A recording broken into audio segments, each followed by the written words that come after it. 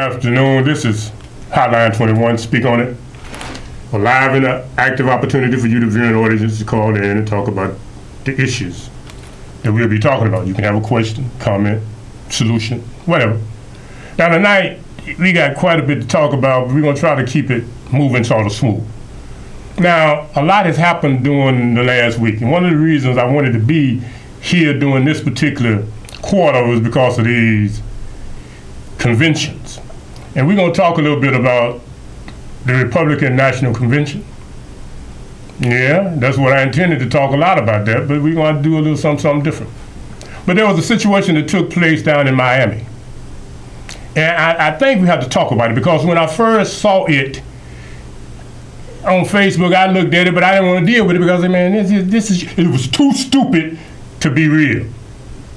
But then it just kept coming back, and then to find out that it was real. Some of you all remember seeing that situation. Brother, bring that up. Where this man down there, but I'm gonna let the video speak for itself, and then we're gonna talk about that a little bit. Now, some of you all would wonder, and so would I. Number one, why would he be laying on the ground like that with his hands in there? It makes no sense. But what happened is he got caught in a situation. And it didn't matter that he was on the ground with his hands up. It didn't matter that he was explaining that he was a professional working with a client. It just didn't matter. And that's a problem, y'all. It's a problem when it just don't matter that they come to shoot you anyway. Now, it's very difficult for me to understand, number one, man, on your back, hands in the air, your client sitting over here with a toy in his hand, police shoot you, and you ask the police, why you shoot me? I don't know. What? You done shot me, dude, and you don't know why you shot me? No, I don't know. And then what the union do is the union get slick. They say, well, we were shooting at the client. We were shooting at the dude with the toy in his hand. Same flavor. You intended to shoot somebody, and I think that's the point I'm making. That somehow these policemen seem to be hell-bent on shooting somebody. And yet the system want to say, under no circumstance should you resist the police. So what the hell are you supposed to do? Just let the police shoot you? You laying on your back, and your hands in the air, and he don't know why he's shooting you? Come on, Mr. President, get up off of that, man. Do at least like Miss Clinton did. She said the police stop shooting colored people unless they're out there being bogus. If a dude is bogus, committing a crime, shooting at somebody, all that, yeah, pop him. But just because you roll up on a dude, first thing you do is shoot him, and you don't know why he shot him, come on now. Now, Miss Clinton scored a half a point with me down there at the NAACP convention. Because at least she gave a solution. Stop shooting them colored folk. Hell, we have to bring them to heel, but we don't have to kill them to bring them to heel. All right, caller, speak on it. I'm going to make my comment real quick. When you look at the research in terms of the police training, there already was an article how, I think it was, I forgot what state it was, where on the target range, they were using black suspect pictures on the range. And in the police training, the suspect is always black or Latino. So they're already thinking up in their head, they already been programming up in their head about in terms of a suspect going to be black or going to be a minority already. And I've been listening, if you even say certain things, guess what? They look at you being, you be assertive. Guess what? They look at you being aggressive. So the only thing you can do when you come in contact with the police, just keep your mouth shut and wait for a reinforcement to come like your lawyer. Don't do nothing. You get stopped, freeze like a damn statue. Well, I think that's probably some real serious advice. But I wonder though, I'm not even sure that there's anything a Negro can do to keep those predators from killing him. Because the system has allowed them to think that they are above the law. And because they think they are above the law, and because we have an administration that actually put them above other citizens, everybody is at risk. I saw Rahm Emanuel the other day. You know, they made me so sick in Chicago. The morale of the police is so low because they feel like they being hunted. Welcome to the club, dude. Hell, you in our community hunting us? Ain't nobody looking for you to do you. But now you talking about the morale is low. You mean to tell me that if you can't murder a Negro, your morale is low? Get the hell out of here, Rahm Emanuel. Tell them to do their job. Tell them to stop killing people. Those that put themselves in those positions that are committing crimes, driving through the community, leaving 45 casings on the ground, shooting little girls in the belly, yeah, find them, do them. That's right, I said that. If you catch a dude out there and he's bogus and he's shooting up in the community and he's shooting old folk, women, babies, and anyone, you catch him to the wrong, take him out. But just because you ride up on somebody and everybody you stop, you got to get a coffin for him? No, that's out. Caller, speak on it. Yeah, I had a few issues on there on what you said about the Miami situation. Me being a half black man, being over by the police, you know, had a weapon drawn on me too while my ex was in the car. You know, that I could really speak on that. Why? My thing is, why are they letting these police keep these guns, but they not letting us keep ours? I mean, that's stupid. You know, I mean, and that's the price we pay for being black here. You know, I have many stories of me being pulled over on a traffic stop for a broken tail light, and him walking up to my car with his hands on his holster or whatever, pointing the gun at me. Mm-hmm. I didn't get shot, but it's like the principality of it. And then I agree with you about what you said about Mr. Obama. I'm not going to call him President Obama. His name is Mr. Obama. You know, you got people getting shot around his house every day.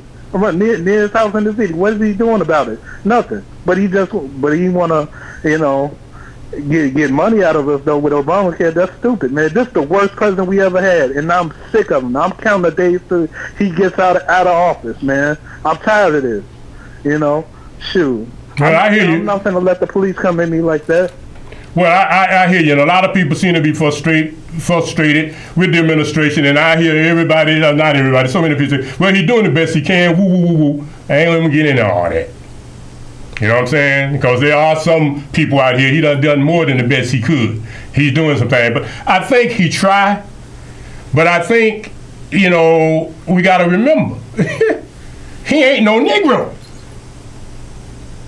He's a half Kenyan and half Kansian, and the half Kansian is a European. And I don't hold that against him. But I say that so we'll begin to sort of like give him a little room.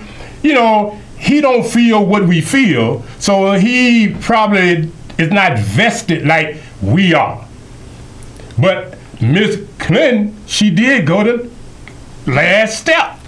Stop doing it. That's all you got to do. The administration, the police, those people are the ones that's kicking it off.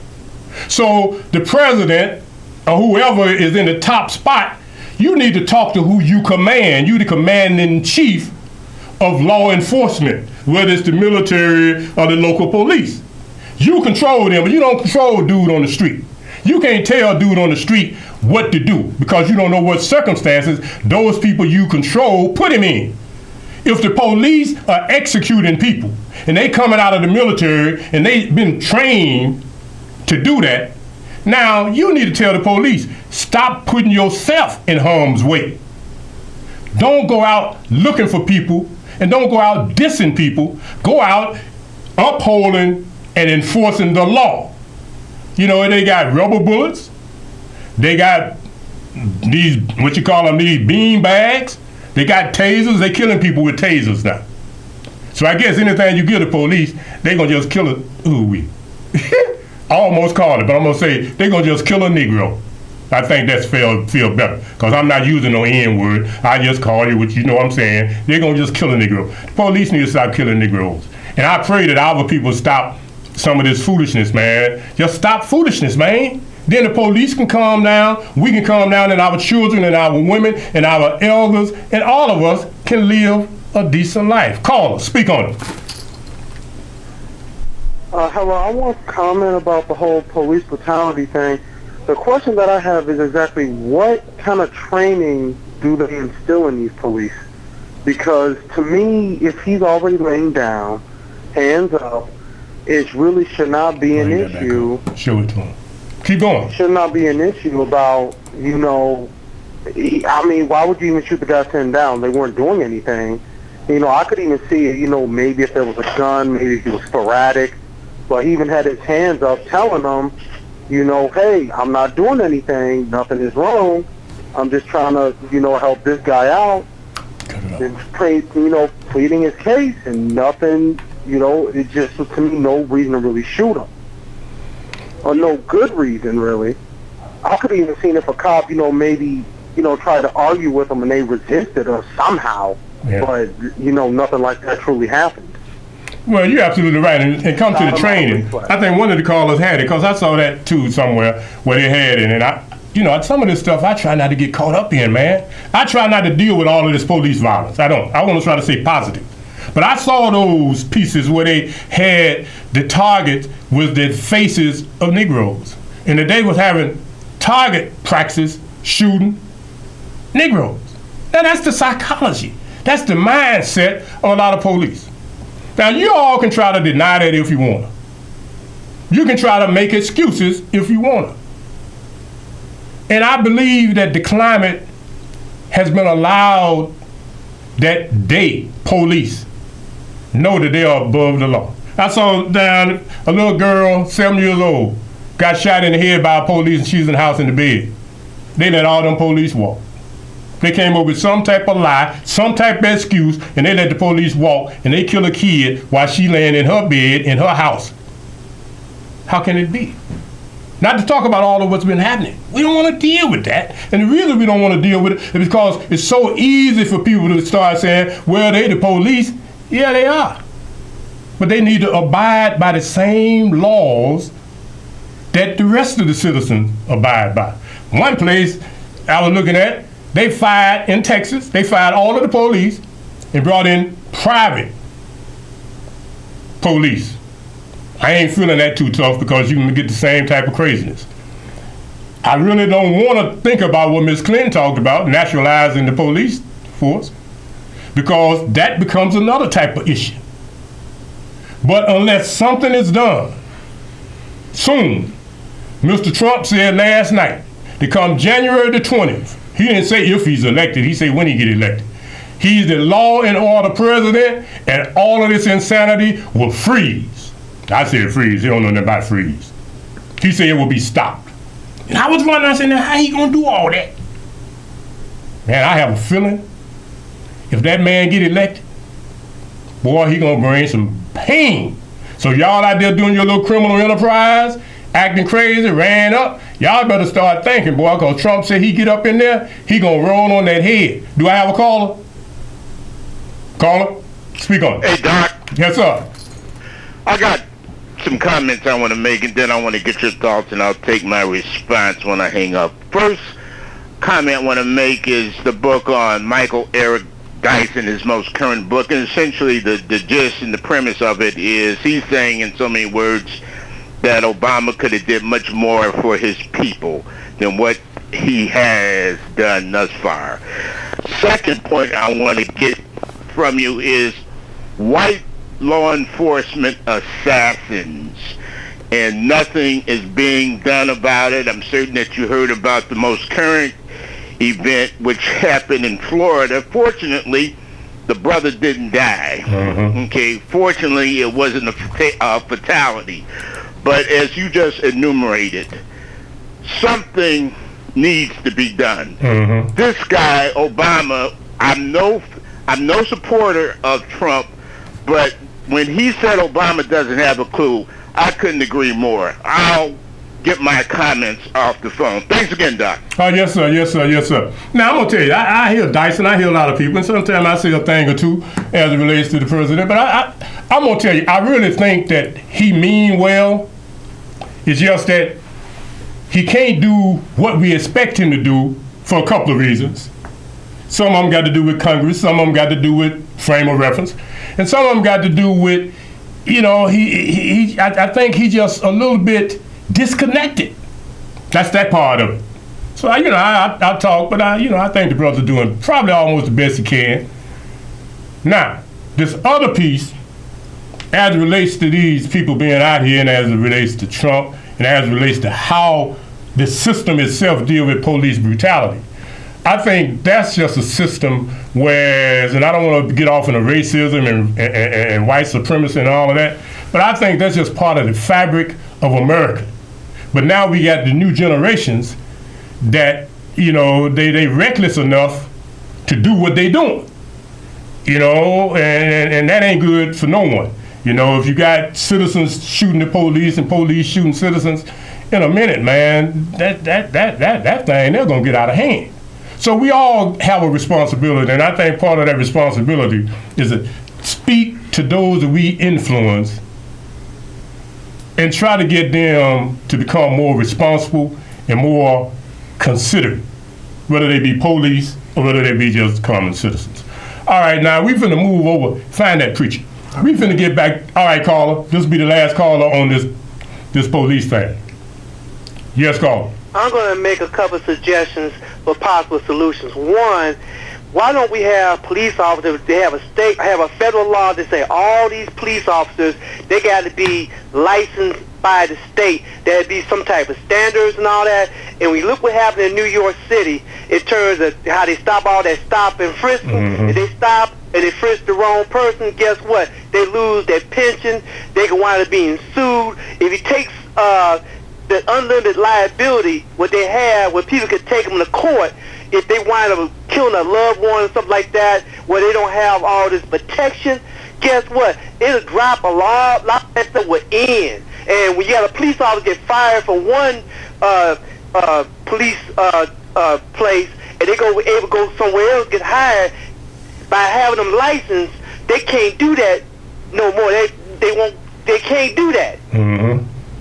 Well, I hear you, and I heard other people say they need some type of liability, that they, pay some type of insurance, woo. And I think the training, I think accountability, I think those things would help. But I think one of the things that makes it so easy for police to kill a Negro and a lot of other people, Hispanics, white, women, is because the fact that they get, they get a safe job. They sit there behind a desk on administrative duty and get paid and don't have to do nothing but sit there. And then after they get through sitting there, they just go back out there and kill another one. And that's what they do. Now, I not care if you not like it. It's all over this nation where police are killing people and being allowed to walk. And then you wonder why people are going off on the police. If the police stop hunting folks in the hood, then folks will stop popping police in the hood. It's a simple matter. Don't hunt me, and I'll keep it moving. Caller, speak on it. Yeah, I wanted to say something about that, about the guy, man. Okay, if that was a white man that was doing that, that was the suspect, as they call it, he wouldn't have shot him or nothing. Mm-hmm. It's all a racial issue. And you said something about President Obama, how he had all this time to do all this stuff. He had more than enough time to do this stuff, he loves seeing that type of bestiality and stuff. It's got to stop, man. And I don't feel sorry for those slain police officers. They get what they deserve. Well, what if that was your daughter? What if that was your son that would have got shot? I know if it was my son, I would have been on every news channel. They would have had to take me away. Well, I hear you, and let me just say this. I hear you. And I want to say the last thing I'm going to say about this thing in Miami. For the police to shoot this man and then say he don't know why he shot him. And then for the union to come back and say, look, he really was trying to shoot the client. I'm using the word client. But anybody that could see that young man was a special needs person. So if you got 4 or 5 cops standing on the scene and they are willing to shoot a person that is clearly disoriented, that's clearly in need, and is not a threat because he really didn't have a gun, he had a toy truck in his hand. But I guess they say we gotta shoot somebody, so we'll shoot the Negro. Well, hopefully the Negro will go all the way to the bank and get paid from now on. So much for that. Brother, bring up this piece with Reverend Scott. Now, I'm gonna tell y'all a little something. I like Reverend Scott.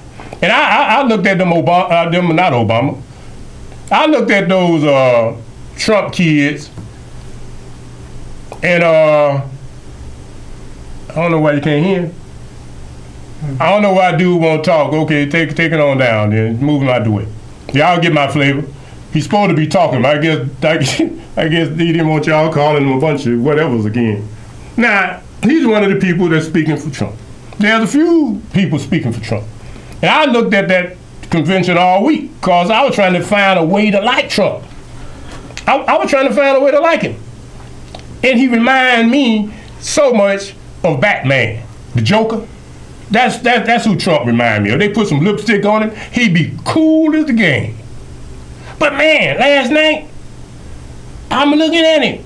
Man, he just started going all the way there. I said, oh, hell no, you can't put him in there, boy, because if Trump become president, he'll forget about Congress. He'll be done created some stuff that I don't know, man. But I looked at his kids, his sons and his daughter. They did an excellent job in my way of thinking. They're very articulate. They probably make good politicians in the future. Now, I looked at that dude, Cruz. I don't even like Cruz. But he said something that made sense to me. You have to vote your conscience. And a lot of black folks are caught up. Negroes think they just supposed to vote for a Democrat, and if you don't vote for a Democrat, now you're a Sambo, you're Uncle Tom, you're a this or that. No, that ain't necessary, y'all. That ain't right. Just because I don't want to vote for this person, you want to vote for that person, that ain't nothing. Black folks need to vote for both. And then whoever gets something is cool, because I'm gonna tell you what's gonna happen, in my way of thinking. The same people that been drinking from the trough, that's been slopping it up all these years under the Clinton administration, those will be the same people this time that'll be at the trough, slopping it up. And all of those out there thinking they're gonna get a little piece of this, a little piece of that, you're gonna be in the same position you always was in. So I ain't going hard on Pastor Scott. I ain't. Because Pastor Scott and some other people, they doing the intelligent thing. They voting their conscience. But I'm gonna tell you, when you get ready to vote your conscience, because they ain't got around to the debates yet, when you get ready to vote your conscience, you better be clear that if Trump has been able to knock out all of them people that ran against him, and he mess around and he become president, he gonna feel he's invincible. And if he do, you through. All right, we got time for one call. Caller, speak on it. Yes, doctor, this is Ray. I was just changing the channel. I'm glad I caught you. I just want to say the best thing that happened on TV, and I would vote for you, and my family, and all my friends would vote for you. You should be president. Thanks so much, and I'll be sure to phone in early next week. Are you guys on Saturday at all, Sunday? No, we haven't gotten back to the Saturday and Sundays, but I will be here until the end of September. Ray, I'm so glad you called. I wondered what was up. You can catch me every Friday, 6 o'clock. We'll be sitting here spitting. So you just call in here, man. I'm glad to hear from you. All right, then other callers. All right, we got about a half a minute. Now, one of the things I think we need to pay attention to is next week. They're going to have this other convention. We need to pay attention. Now, I done got sort of off, last night after looking at Trump, man, he sort of blew me. And then I look at Pence from over there in Indiana, and, I know what that is. I was over in Indiana not long ago, and I was off into this spot, and they had KKK all on the walls and shit. But when I was asking the question, and I asked the Negro looked at me like I was crazy. One of them white folks probably was a KKK. He was so friendly. Man, he was so friendly. I mean, he was more friendly than the Negro. So sometimes we be snapping on the wrong thing, y'all. I'm just tell you. So until next week, you know what I mean? We out of here. But what you need to do is try to stay here. You run into a police, do like the man said, freeze. All right, y'all, we gone. All right, brother.